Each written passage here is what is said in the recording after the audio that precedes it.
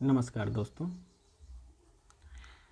आज हम लोग दृष्टि पब्लिकेशन के बिहार करंट अफेयर बुक के जो पत्रिका है, मासिक पत्रिका है, उसके अप्रैल 2023 संस्करण में दिए गए करंट अफेयर को हम लोग पढ़ेंगे। इसमें सबसे पहले हम लोग बिहार घटनाक्रम पढ़ेंगे, उसके बाद राष्ट्रीय घटनाक्रम पढ़ेंगे, उसके आगे बहुत जो भी है एक एक करके हर एक करंट अफेयर को लाइन बाय लाइन हम लोग देखेंगे।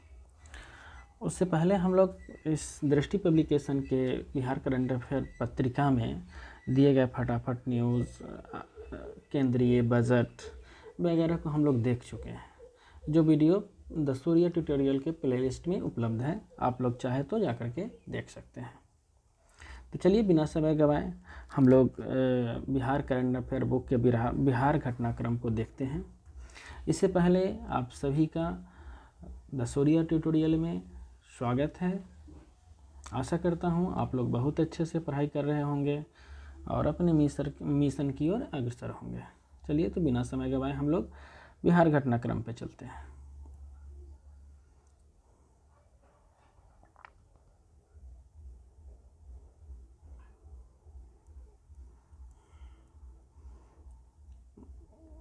बिहार घटनाक्रम, इसको जूम कर लेते हैं हम लोग।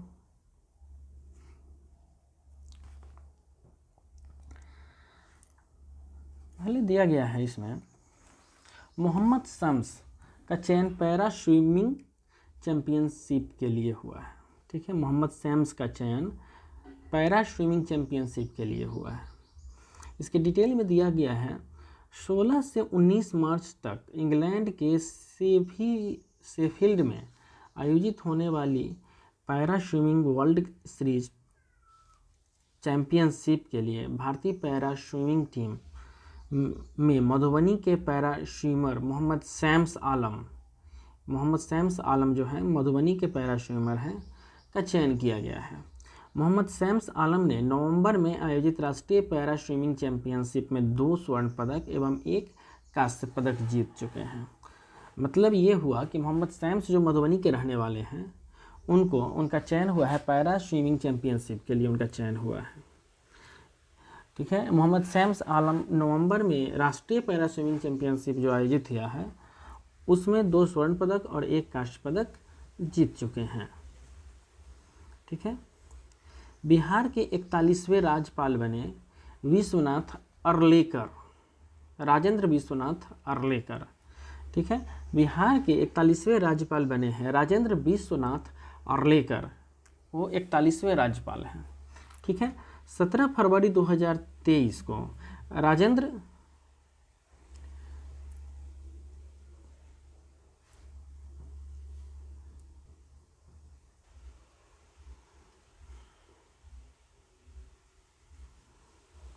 17 फरवरी 2023 को राजेंद्र विश्वनाथ अर्लेकर ने बिहार में 41वें राज्यपाल के रूप में शपथ ली।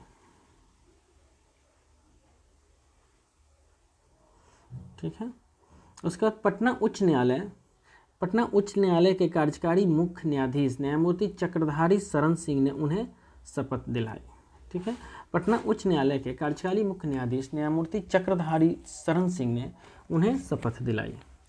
विदित है कि 12 फरवरी 2023 को राष्ट्रपति द्रौपदी मुर्मू ने बिहार समेत 13 राज्यों के राज्यपालों की नियुक्ति की है। उल्लेखनीय है कि नए राज्यपाल राजेंद्र विश्वनाथ अर्लेकर इससे पहले हिमाचल प्रदेश के राज्यपाल थे। वे गोवा में विधायक, मंत्री और विधानसभा अध्यक्ष की जिम्मेदारी भी निभा चुके हैं। वहीं बिहार के 40वें राज्यपाल फागू चौहान को अब मेघालय का राज्यपाल बनाया गया है। बिहार के 40वें राज्यपाल जो थे फागू चौहान, उनको मेघालय का राज्यपाल बनाया गया है।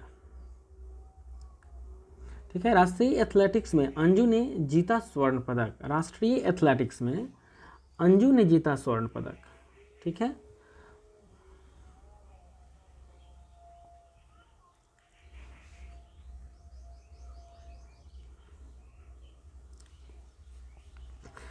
14 से 18 फरवरी 2023 तक आयोजित 43वें राष्ट्रीय मास्टर एथलेटिक्स चैंपियनशिप में अंजू कुमारी ने 3 स्वर्ण पदक जीतकर हैट्रिक लगाई है।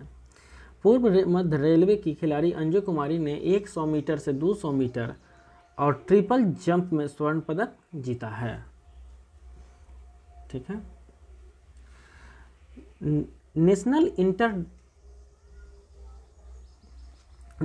Inter district junior athletics meet 2023 9 से 12 फरवरी 2023 तक पटना के कंकड़बाग के पाटलिपुत्र खेल परिसर में 18वीं नीट जेम 2023 खेल प्रतियोगिता का आयोजन किया गया। इसमें देश भर के 6000 से अधिक एथलीटों ने भाग लिया।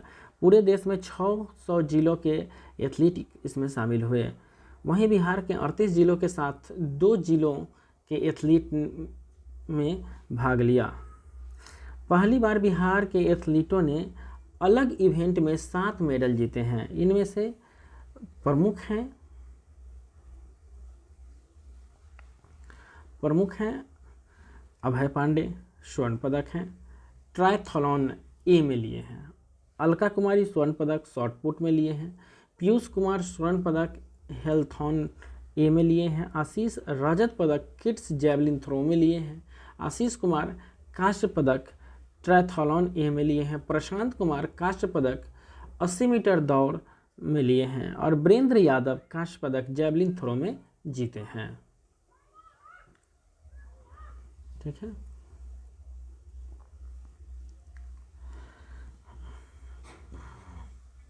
उसके बाद के विनोद चंद्रन होंगे पटना हाई कोर्ट के मुख्य न्यायाधीश। के विनोद चंद्रन 9 फरवरी 2023 को मीडिया से मिली जानकारी के अनुसार माननीय न्यायाधीश के विनोद चंद्रन पटना हाई कोर्ट के अस्थायी मुख्य न्यायाधीश होंगे। सुप्रीम कोर्ट की कॉलेजियम ने उन्हें मुख्य न्यायाधीश बनाने के लिए अपनी अनुशंसा की है। केंद्र सरकार और राष्ट्रपति की सहमति के बाद के विनोद चंद्रन पटना हाई कोर्ट के मुख्य न्यायाधीश बनाए जाने की अधिसूचना जारी होगी। देश के 112 आकांक्षी जिलों में बिहार के 2 जिले।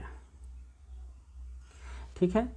8 फरवरी 2023 को नीति आयोग ने देश के अल्प विकसित 112 आकांक्षी जिलों के लिए champion of change delta ranking जारी की है। इसमें कृषि और जल संसाधन के क्षेत्र में देश के 5 सर्वश्रेष्ठ आकांक्षी जिलों में बिहार के 2 जिले बांका पहले स्थान और कटिहार दूसरे स्थान पर है।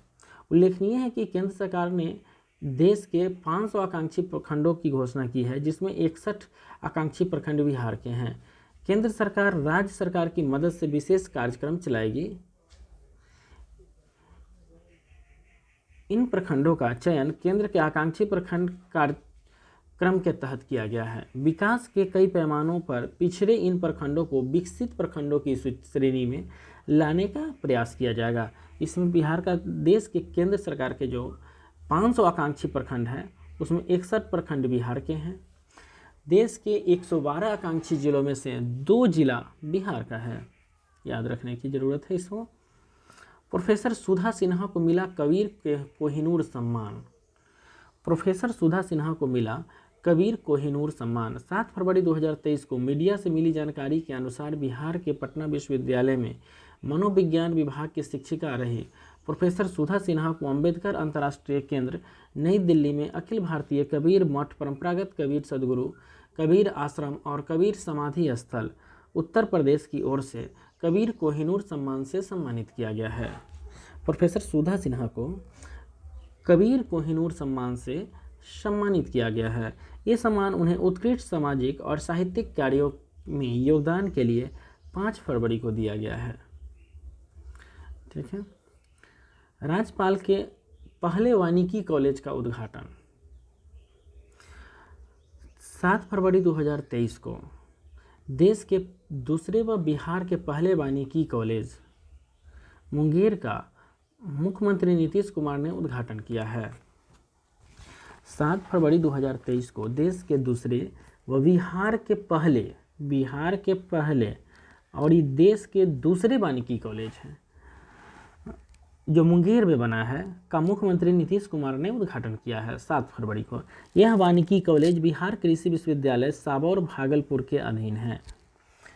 इस विश्वविद्यालय जो है वानिकी विश्वविद्यालय, जो देश के दूसरा है और बिहार के पहला विश्वविद्यालय है वानिकी विश्वविद्यालय, ये कृषि विश्वविद्यालय के अधीन काम करेगी। कृषि विश्वविद्यालय सबौर भागलपुर के अधीन काम करेगी। यह कॉलेज मुंगेर में गंगा पुल के पास 96 एकड़ में निर्माणाधीन है तथा इस कॉलेज के निर्माण में लगभग 231 करोड़ 83,32,000 रुपये की लागत आएगी। ठीक है। इसरो ने नाइट टाइम लाइट एटलस में बिहार बना अव्वल। इसरो के नाइट टाइम लाइट एटलस में बिहार बना अव्वल। 30 जनवरी 2023 को इसरो के 2 वरिष्ठ अधिकारियों ने बताया कि नेशनल रिमोट सेंसिंग सेंटर की ओर से जारी रिपोर्ट में यह दावा किया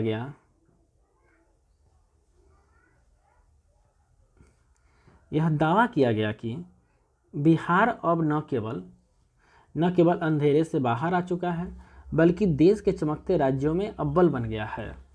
रिपोर्ट में कहा गया है कि भारत के 1 दशक के भीतर नाइट टाइम लाइट्स में 43% की बढ़ोतरी हुई है।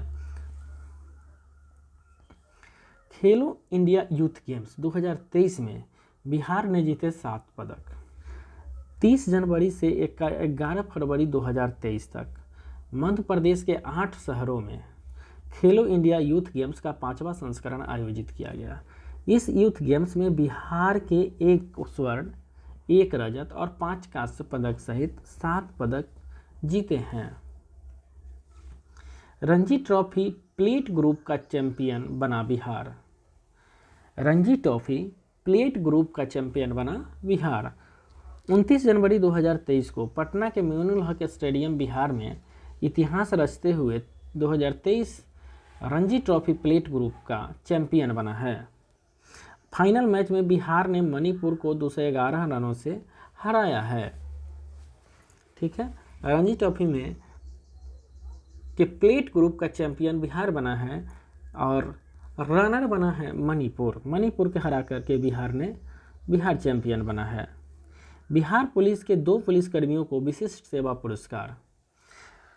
26 जनवरी 2023 के गणतंत्र दिवस के अवसर पर विनय कुमार शर्मा एसडीपीओ एवं विनय कृष्णा इंस्पेक्टर को विशिष्ट सेवा के लिए राष्ट्रपति पुलिस पदक से सम्मानित किया गया है। वहीं 17 पुलिस कर्मियों को सराहनीय पुलिस पदक से नवाजा गया है, जिसमें शामिल है विनय कुमार आईजी, आलम भुइयां अवधेश कुमार सिंह, अक्षयवर नाथ पांडे, संजय कुमार शेखर, संतोष कुमार दीक्षित, आलोक कुमार, देवेंद्र कुमार, धर्मराज शर्मा, धनंजय कुमार, बैजनाथ कुमार, संजय कुमार, मुख्तार अली, बोवस इंद, पंचरत्न प्रसाद, गोंड, सिकंदर कुमार, सत्येंद्र कुमार। बिहार की बेटी को मिला विशिष्ट सेवा पदक। 26 जनवरी को गणतंत्र दिवस के अवसर पर बिहार की बहादुर बेटी करुणा राय को राष्ट्रपति द्वारा विशिष्ट सेवा पदक से सम्मानित किया गया है।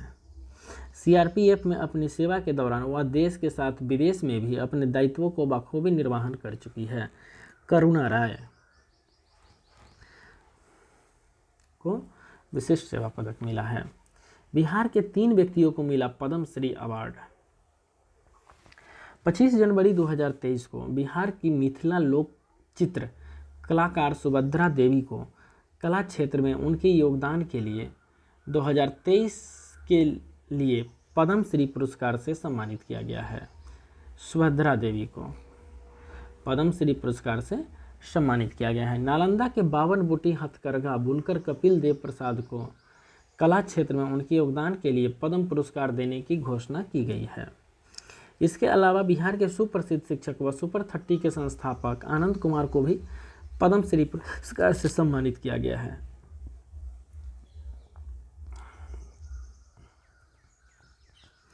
बिहार के जसवंत ने रजत व सोनी ने कांस्य पदक जीता। मध्य प्रदेश के विभिन्न शहरों में चल रहे खेलो इंडिया यूथ गेम्स 2023 में 3000 मीटर दौड़ में जसवंत सरोज ने रजत पदक जीता है।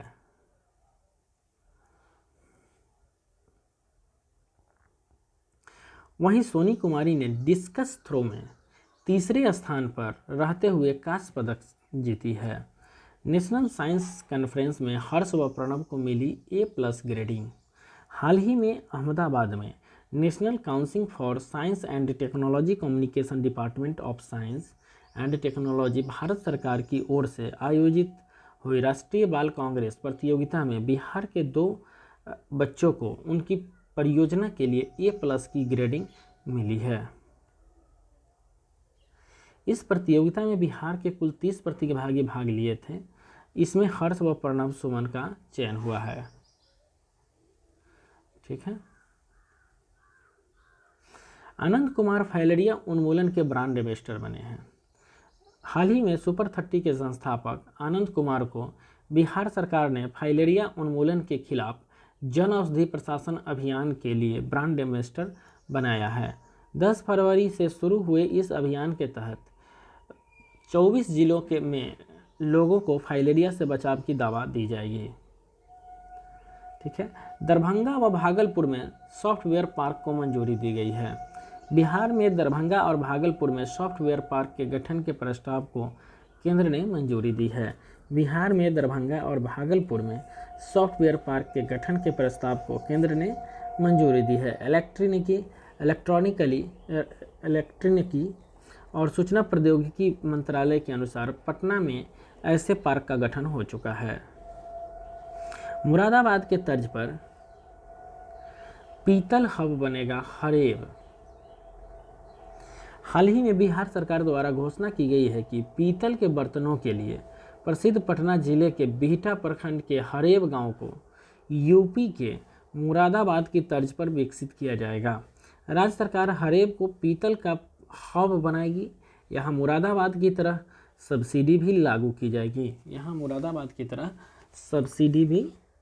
की जाएगी। कर्नल गौतम झा ने जीता मौर्य कप।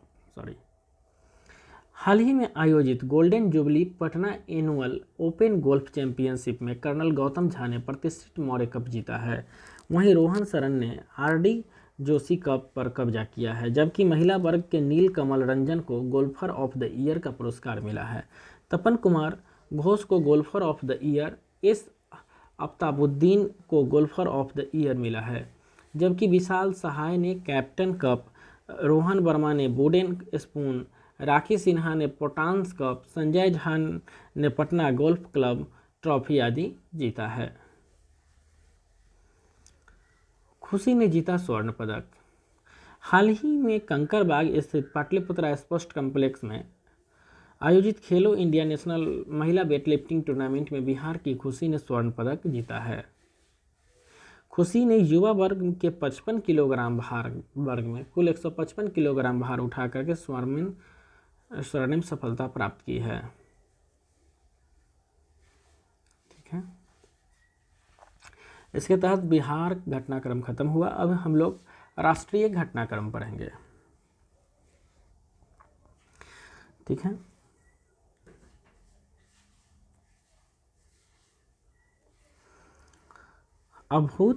अनुभूति समावेशी पार्क 20 फरवरी 2023 को केंद्रीय सड़क परिवहन और राजमार्ग मंत्री नितिन गडकरी ने नागपुर महाराष्ट्र में दुनिया के सबसे बड़े और अनोखे दिव्यांग पार्क अनुभूति समावेशी पार्क की आधारशिला रखी है। दिव्यांगों के लिए पार्क है अनुभूति समावेशी पार्क नागपुर महाराष्ट्र में। ठीक है। प्रधानमंत्री नरेंद्र मोदी के समावेशी समाज के निर्माण के विजन को ध्यान में रखते हुए इस पार्क को विकसित किया जा रहा है। सहानुभूति की बजाय यह पार्क संवेदना प्रदर्शित करेगा। इसके लिए इस पार्क का नाम अनुभूति समावेशी पार्क रखा जाएगा। यह पार्क नागपुर के पारडी परिसर में विकलांग बच्चों और आम नागरिकों के लिए बनाया जा रहा है। इसका मकसद देश और दुनिया में समावेश का संदेश देना है। यह दुनिया का पहला समावेशी विकलांग पार्क है। इस पार्क में 21 प्रकार की विकलांगताओं के लिए अनुकूलित सुविधाएं होंगी। इसमें touch and smell garden, hydrotherapy unit, जल चिकित्सा, मानसिक रूप से विकलांग बच्चों के लिए स्वतंत्र कक्ष आदि होंगे। गौरतलब है कि 2016 में केंद्र सरकार ने विकलांग व्यक्तियों के अधिकारों के लिए विकलांग व्यक्तियों के अधिकार अधिनियम को पारित किया था। यह कानून विकलांगों को सम्मान के साथ जीने का अधिकार देता है। India international sea food show Kolkata में संपन्न। 17 फरवरी 2023 को एशिया का सबसे बड़ा sea food show India international sea food Kolkata में संपन्न हुआ। समुद्री उत्पाद निर्यात विकास प्राधिकरण द्वारा sea food exports association of India के सहयोग से आयोजित 3 दिवसीय कार्यक्रम 15 फरवरी से शुरू हुआ था। ठीक है, इस सी फूड शो में G20 देशों पर विशेष ध्यान देने के साथ क्रेता विक्रेता की बैठक हुई। कार्यक्रम का उद्घाटन वाणिज्य और उद्योग राज्य मंत्री अनुप्रिया पटेल ने किया। इस कार्यक्रम में भारत और अन्य देशों के लगभग 5000 प्रतिनिधियों ने भाग लिया था। उल्लेखनीय है कि सरकार ने केंद्रीय बजट 2023 में प्रधानमंत्री मत्स्य किसान समृद्धि सह योजना नामक नई ऐप योजना की घोषणा की और 6000 करोड़ रुपए आवंटित किए। ध्यातव्य हो कि भारत ने 2025 तक समुद्री उत्पादों के निर्यात में अब 14 अरब डॉलर का लक्ष्य रखा है और लक्ष्य हासिल करने के प्रयास किए जा रहे हैं। गौरतलब हो कि भारत दुनिया में मछली का चौथा सबसे बड़ा निर्यातक राज्य है, क्योंकि यह वैश्विक मछली उत्पादन में 7.7% का योगदान देता है। वर्तमान में यह क्षेत्र देश के भीतर 28 करोड़ से अधिक लोगों को आजीविका प्रदान करती है। जल जन अभियान का उद्घाटन। 16 फरवरी 2023 को प्रधानमंत्री नरेंद्र मोदी ने राजस्थान के सिरोही जिले में आबू रोड में जल जन अभियान का वर्चुअली उद्घाटन किया। पीएम ने ब्रह्म कुमारी संस्था के शांतिवन में जल जन अभियान की शुरुआत की है।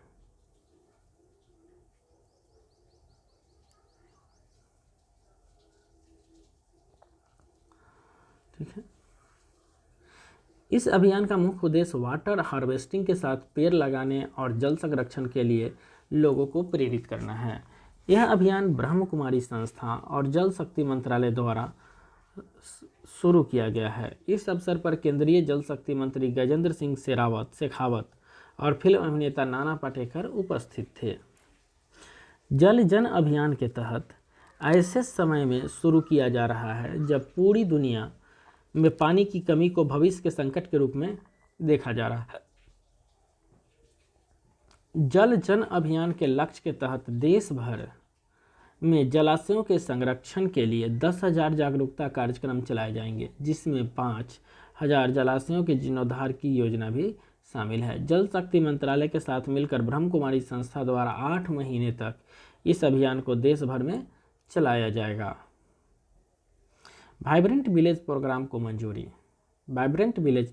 को मंजूरी दिया गया है। 15 फरवरी 2023 को केंद्रीय मंत्रिमंडल ने 4800 करोड़ रुपए के वित्तीय आवंटन के साथ वित्तीय वर्ष 2022-23 में से 2025-26 के लिए केंद्रीय प्रायोजित योजना वाइब्रेंट विलेज प्रोग्राम को मंजूरी दी है। इस योजना के तहत 19 जिलों में 46 सीमावर्ती ब्लॉकों, 4 राज्यों और 1 केंद्र शासित प्रदेश में देश की उत्तरी भूमि सीमा के साथ आवश्यक बुनियादी ढांचे के विकास और आजीविका के अवसरों के निर्माण के लिए धन प्रदान किया जाएगा। पहले चरण में 663 गांवों को कार्यक्रम में शामिल किया गया है। इससे लोगों को सीमावर्ती क्षेत्रों में अपने मूल स्थानों में रहने के लिए प्रोत्साहित करने में मदद मिलेगी। इससे गांवों से पलायन रुकेगा और सीमा की सुरक्षा में सुधार होगा। जिला प्रशासन ग्राम पंचायतों के सहयोग से वाइब्रेंट विलेज एक्शन प्लान बनाएगा। केंद्र और राज्य की योजनाओं की 100% संतृप्ति सुनिश्चित की जाएगी। कार्यक्रम के तहत उत्तराखंड, हिमाचल प्रदेश, अरुणाचल प्रदेश जैसे राज्यों में बुनियादी ढांचे में सुधार तथा आवासीय एवं पर्यटन केंद्रों का निर्माण किया जाएगा। ठीक है, यह आजीविका, सड़क संपर्क, आवास, ग्रामीण आधारभूत संरचना, नवीकरणीय ऊर्जा, टेलीविजन और ब्रॉडबैंड कनेक्शन पर केंद्रित है। गौरतलब है कि इस कार्यक्रम की घोषणा बजट भाषण 2022 में की गई थी। इसका उद्देश्य चीन के साथ भारत की सीमा से सटे गांवों में बुनियादी ढांचे में सुधार करना है।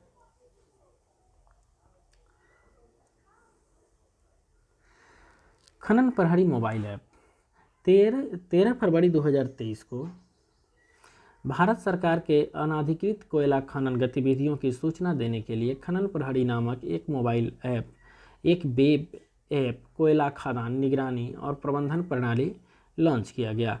यह मोबाइल ऐप कोयला मंत्रालय द्वारा विकसित किया गया है, जो नागरिकों को घटना के स्थान से भू टैग की गई तस्वीरों तथा टेक्स्ट के रूप में सूचना का उपयोग करके अवैध कोयला खनन की घटनाओं के बारे में रिपोर्ट करने में सक्षम बनाता है। ठीक है।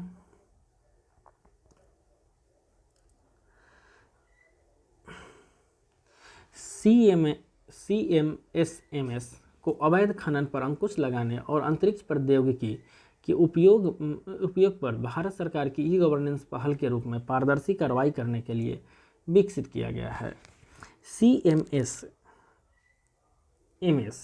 का उद्देश्य मोबाइल ऐप खनन प्रहरी के माध्यम से नागरिकों की शिकायतों की प्राप्ति से अवैध खनन के खिलाफ नागरिकों की भागीदारी का पता लगाना तथा लीज होल्ड सीमाओं के भीतर की जा रही किसी भी प्रकार की अवैध कोयला खनन गतिविधियों पर निगरानी कार्रवाई करना है। ठीक है। अमृत पैक्स 2023 11 से 15 फरवरी 2023 तक डाक टिकटों का 5 दिवसीय महाकुंभ अमृत पैक्स 2023 प्रगति मैदान नई दिल्ली में आज़ादी के अमृत महोत्सव समारोह के तहत आयोजित किया गया। संचार, इलेक्ट्रॉनिक्स के और सूचना प्रौद्योगिकी मंत्री ने इस राष्ट्रीय डाक टिकट प्रदर्शनी का उद्घाटन किया है। इस प्रदर्शनी में देश के इतिहास और संस्कृति से संबंधित डाक टिकट तथा फोटोग्राफिक संग्रह प्रदर्शित किए गए। अमृत पैक्स 2023 5 विषयों पर आधारित है। अमृत पैक्स 2023 5 विषयों पर आधारित है। आज़ादी का अमृत महोत्सव, नया भारत, युवा शक्ति, नारी शक्ति, प्रकृति व वन्य जीवन तथा भारत की संस्कृति एवं इतिहास।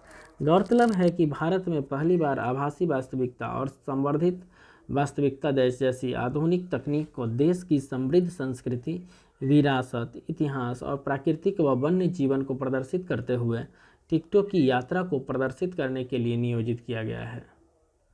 ठीक है। छत्तीसगढ़ में शुरू हुई देश की पहली मोहल्ला लोक अदालत 10 फरवरी 2023 को देश की पहली मोहल्ला लोक अदालत की शुरुआत छत्तीसगढ़ के 5 जिलों में की गई है।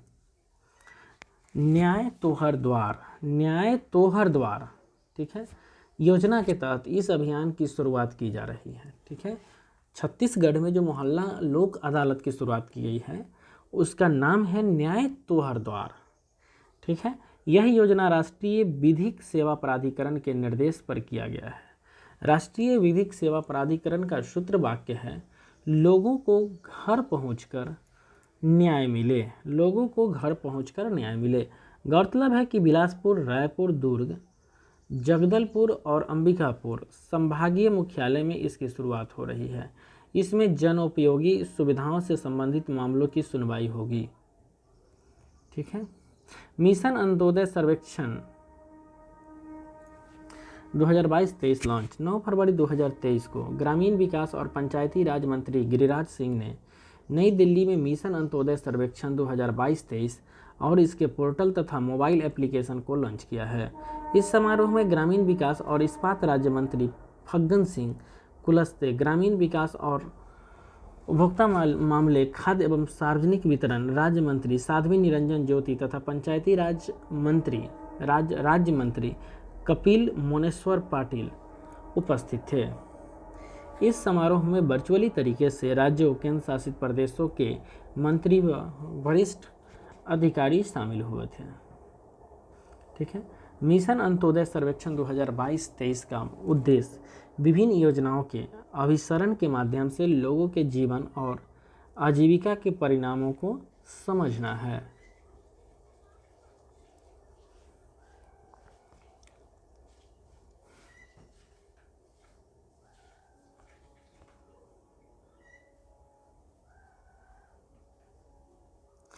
इस योजना के अन्य उद्देश्य में ग्रामीण क्षेत्रों में विकास प्रक्रिया में प्रगति की निगरानी के लिए ग्राम पंचायत स्तर पर वार्षिक सर्वेक्षण करना, ग्राम पंचायत स्तर पर सर्वेक्षण के जरिए एकमात्र आंकड़ों के आधार पर पंचायतवार रैंकिंग करना, गैप रिपोर्ट बनाना शामिल है।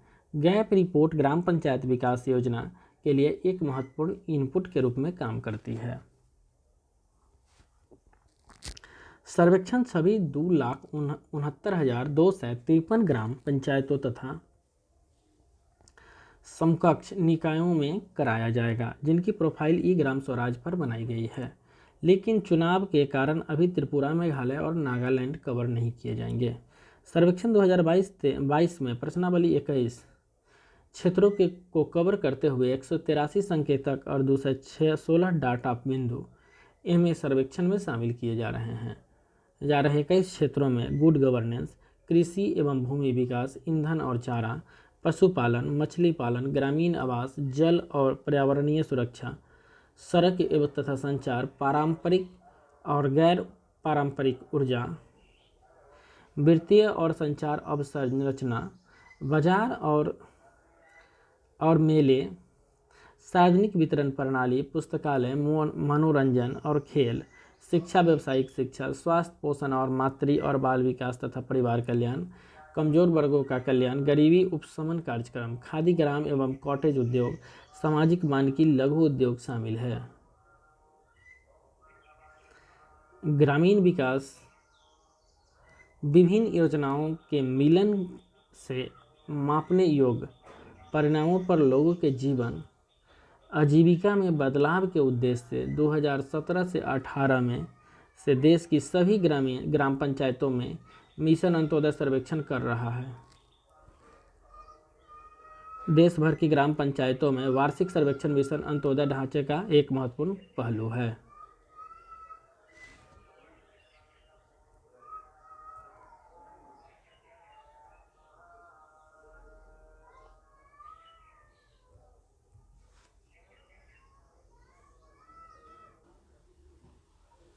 ग्रामीण विकास विभाग विभिन्न योजनाओं से मिलन से अपने योग्य परिणामों पर लोगों के जीवन आजीविका में बदलाव के उद्देश्य से 2017-18 में देश के सभी ग्राम पंचायतों में मिशन अंत्योदय सर्वेक्षण कर रहा है। देश भर की ग्राम पंचायतें में वार्षिक सर्वेक्षण मिशन अंत्योदय ढांचे का एक महत्वपूर्ण पहलू है। ठीक है। भारतीय प्रधानमंत्री नरेंद्र मोदी दुनिया के लोकप्रिय नेताओं की सूची में सबसे ऊपर हैं। 2 फरवरी 2023 को मॉर्निंग कंसल्ट की वेबसाइट पर जारी सूची में PM Narendra Modi 78% global leader approval rating के साथ टॉप पर हैं। उन्होंने अमेरिकी राष्ट्रपति जो बाइडेन, ब्रिटेन के प्रधानमंत्री ऋषि सुनक सहित 16 देशों के दिग्गज नेताओं को पीछे छोड़ दिया है। पीएम मोदी को दुनिया भर में वयस्कों के बीच सबसे ज़्यादा रैंकिंग मिली है। इस सूची में दूसरा स्थान पर मैक्सिको के एंड्रेस मैनुअल लोपेज ओब्रेडोर को मिला है, जिन्हें 68% अप्रूवल रेटिंग मिली है, जबकि तीसरे स्थान पर स्विट्जरलैंड के राष्ट्रपति अलाइन वेयरसेट हैं, जिन्हें 62% अप्रूवल रेटिंग मिली है। सर्वे के मुताबिक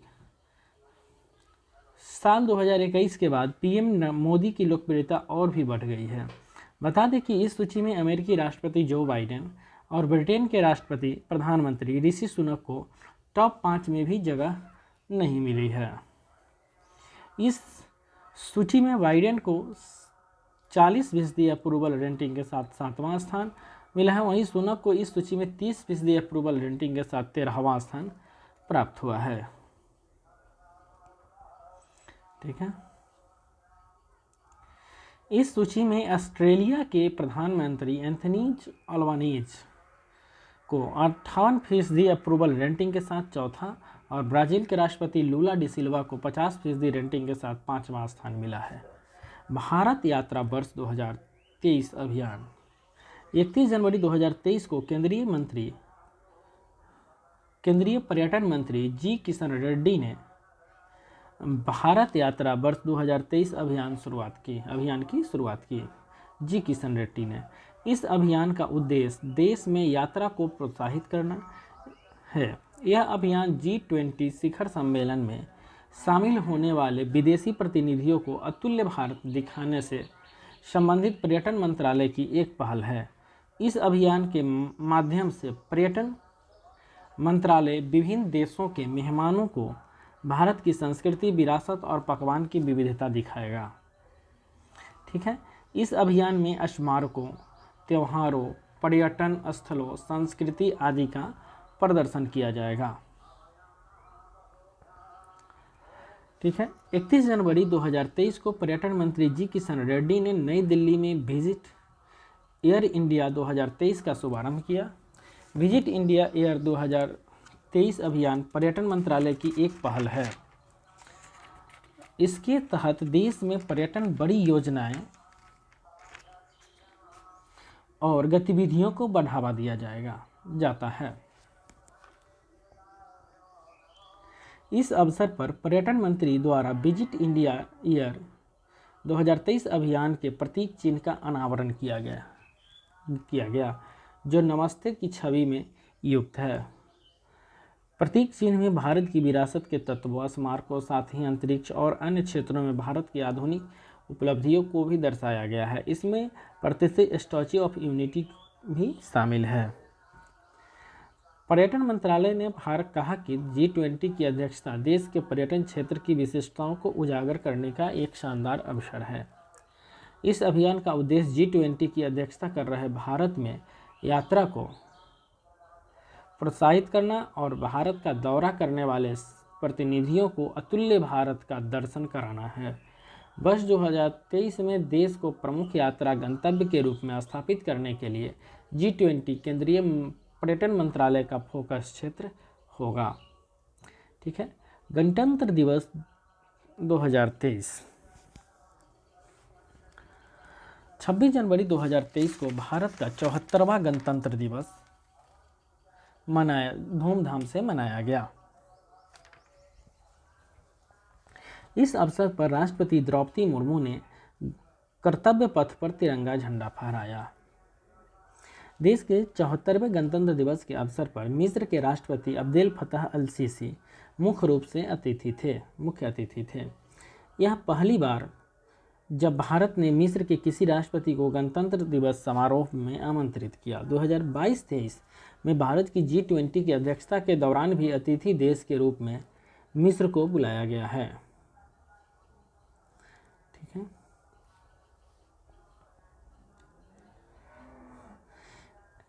इस साल परेड में कुल 23 झांकी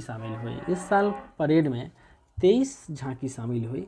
इसमें 17 राज्यों, केंद्र शासित प्रदेशों और 6 केंद्रीय मंत्रालयों की झांकियां थी जो अलग अलग थीम पर सजाई गई थी। उल्लेखनीय है कि पिछले 7 साल राजपथ का नाम बदलकर कर्तव्य पथ किए जाने के बाद औपचारिक मुख्य मार्ग पर आयोजित यह पहला गणतंत्र दिवस समारोह था। ठीक है, पिछले साल राजपथ का नाम बदल करके कर्तव्य पथ किए जाने के बाद ये पहला गणतंत्र दिवस का आयोजन था। इस बार गणतंत्र दिवस में कई घटनाएं पहली बार हुई है। पहली बार महिला सीमा सुरक्षा बल के ऊंट दल और सशस्त्र बलों में 16 मार्च दल का हिस्सा थी। ठीक है, 25 पाउंडर बंदूकों के साथ पुरानी तोपें जो पारंपरिक रूप से गणतंत्र दिवस समारोह के दौरान 21 तोपों की सलामी के दौरान गरजती है, जो इस साल 105 mm भारतीय फील्ड गन से बदला गया। सिग्नल कोर के डेयर डेविल्स मोटरसाइकिल राइडर की एक टीम जिसका सह नेतृत्व एक महिला अधिकारी ने किया, पहली बार परेड का हिस्सा बनी। ठीक है, हवाई शो में 9 राफेल विमान और नौसेना के IL-38 पहली बार शामिल हुई। IL-38 विमान के अलावा भीम और बजरंग जैसी संरचनाओं ने पहली बार कर्तव्य पथ पर प्रदर्शन किया। बीटिंग रिट्रीट सेरेमनी 2023 के दौरान नॉर्थ और साउथ ब्लॉक के अग्रभाग पर पहली बार 3D एनोमॉर्फिक प्रोजेक्शन का आयोजन किया गया। नवनियुक्त अग्निवीर भी पहली बार परेड का हिस्सा थे। नारकोटिक्स कंट्रोल ब्यूरो ने भी पहली बार झांकी पेश की। ठीक है, इस तरह राष्ट्रीय घटनाक्रम भी खत्म हुआ। आगे हम लोग अंतर्राष्ट्रीय घटनाक्रम को पढ़ते हैं। ठीक है, तुर्की और सीरिया में 7.8 तीव्रता के भूकंप से तबाही। 6 फरवरी 2023 को सीरिया और तुर्की की सीमा पर 6.8 की तीव्रता से भूकंप के झटके महसूस हुए। सीरिया और तुर्की के सीमा पर इसका केंद्र अपेक्षाकृत उथला के निकटतम 18 किलोमीटर नीचे था, जिसके कारण भूमि पर खड़ी इमारतों को गंभीर क्षति पहुंची एवं जान माल की बड़े स्तर पर तबाही हुई। तुर्की सीरिया में 41,000 से अधिक लोग मारे जा चुके हैं। यूएस जियोलॉजिकल सर्वे के मुताबिक भूकंप का केंद्र गजियाटेप से लगभग 33 किलोमीटर 20 मील और नूरदगी शहर से लगभग 26 किलोमीटर 16 मील दूर था। यह 18 किलोमीटर 11 मील की गहराई पर केंद्रित था। भूकंप के झटके ने सीरिया को भी प्रभाव में ले लिया। यह भूकंप स्ट्राइक फ्लिप क्वेक था, जो अपेक्षाकृत कम गहराई पर उत्पन्न हुआ था। इसे दुनिया के संदर्भ में शताब्दी का सबसे शक्तिशाली भूकंप और वर्ष 1939 के बाद सबसे खराब आपदा के रूप में वर्णित किया जा रहा है। ठीक है, वर्ष 1939 का भूकंप एर्जिनकन भूकंप था, जिसे एर्जिकन मैदान और कैलिकट नदी घाटी में अत्यधिक क्षति पहुंचाई थी। ठीक है, इससे पहले 1939 में 7.8 तीव्रता का शक्तिशाली भूकंप आया था। इसमें 30,000 लोगों की मौत हुई थी। 1999 में तुर्की में 7.2 तीव्रता का भूकंप आया था, जिसमें 845 लोगों की मृत्यु हुई थी। और 2017 में ईरान इराक में क्रॉस बॉर्डर भूकंप आया था। इस इराक के कुर्दिश शहर हालाबजा में से लेकर ईरान करमानशाह प्रांत तक झटके महसूस किए गए थे। इसमें 630 लोगों की मृत्यु हुई थी। 8,000 से ज़्यादा लोग घायल हुए थे। शहाबुद्दीन चुप्पू बांग्लादेश के नए राष्ट्रपति निर्वाचित। शहाबुद्दीन चुप्पू बांग्लादेश के नए राष्ट्रपति निर्वाचित हुए हैं। हाल ही में मोहम्मद शहाबुद्दीन चुप्पू बांग्लादेश के नए राष्ट्रपति निर्वाचित हुए हैं। बांग्लादेश की अवामी लीग पार्टी के शहाबुद्दीन चुप्पू को राष्ट्रपति पद के लिए नामित किया गया है। निर्विरोध निर्वाचित हुए शहाबुद्दीन चुप्पू बांग्लादेश के 22वें राष्ट्रपति होंगे। उल्लेखनीय है कि शहाबुद्दीन बांग्लादेश के पूर्व न्यायाधीश व स्वतंत्रता सेनानी भी रह चुके हैं। वह वर्तमान राष्ट्रपति मोहम्मद अब्दुल हमीद की जगह लेंगे।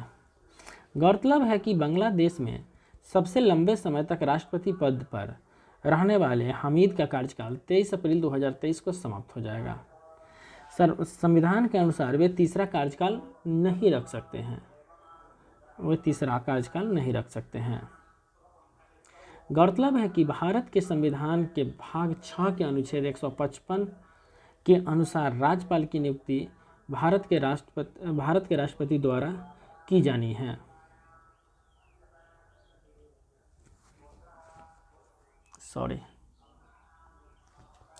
इस तरह अंतर्राष्ट्रीय घटनाक्रम भी संपन्न हुआ।